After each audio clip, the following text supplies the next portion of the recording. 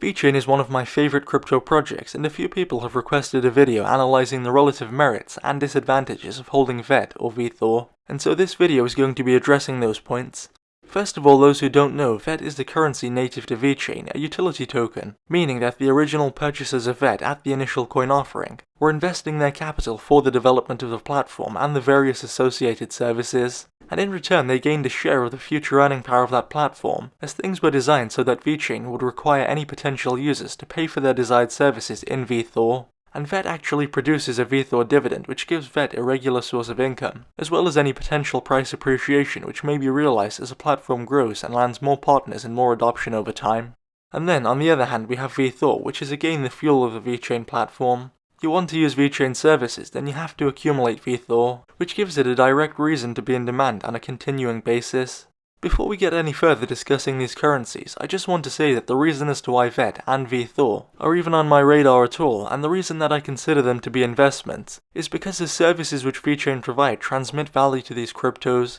as a result of the association and necessary attachment. VET or Vthor on their own wouldn't be worth a penny, but because they are fundamentally intertwined with the VeChain platform, who have a large amount of genuine use and real-world adoption, this means that in my opinion at least, both VET and Vthor have real value. Which is, by the way, a lot more than can be said for the majority of altcoins out there today, who have none of the adoption and therefore crucially none of the earning power to repay investors over time. In fact, in most cases they are propped up by speculation and the price can't keep rising indefinitely if the project itself isn't growing, and so that will give you a bit of an insight as to how I think as an investor in this space. Also, if you're not yet subscribed to our channel and you're enjoying this video so far, I want to ask you to subscribe to our channel so that we can keep growing and I can spend more time producing these videos. But anyway, moving on, my personal opinion is that while I wouldn't mind owning both, and maybe that would be a wise decision, I personally prefer owning VET, as VET produces a vthor dividend, but Vthor cannot produce VET. And it's a bit like asking whether you want to buy the egg or buy the chicken. And as a long-term investor, I can use the staking yield to buy more VET or diversify into other cryptos or stocks.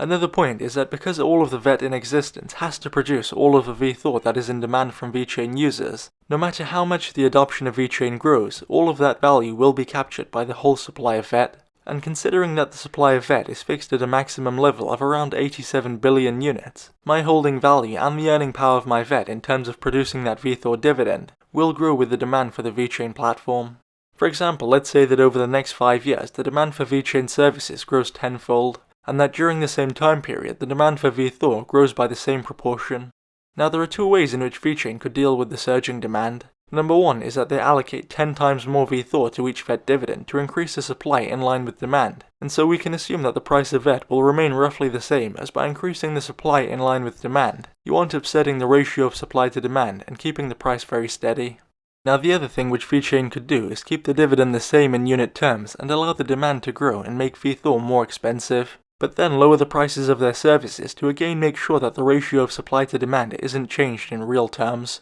Now you may have noticed that in the one case, if VeChain decide to allow the value of Vthor to rise by not increasing the Vthor dividend as the demand for Vthor grows, then Vthor will very likely grow in value. But if VeChain decide to continually increase the supply of Vthor to match the demand, the value of each single unit of Vthor probably won't rise at all. But in both cases the owner of VET will win, because regardless of whether there are fewer units at a much higher price or many units at a lower price, in each Vthor dividend the owner of VET still captures the same amount of value. And not only this, but as the earning power of VET grows, it's likely that the price will grow as well, meaning that the owner of VET will likely benefit from long-term value appreciation and capital growth. Just as over time the dividend and income of a stock grows as the company reinvests and develops new product lines and goes into new businesses, the value of the stock rises in line to reflect the earning power of the business. And so in my opinion, owning VET is equivalent to owning a part of the tree and any fruits that it may deliver in the future, in proportion to the size of my holding, whereas Vthor is like owning the fruit itself.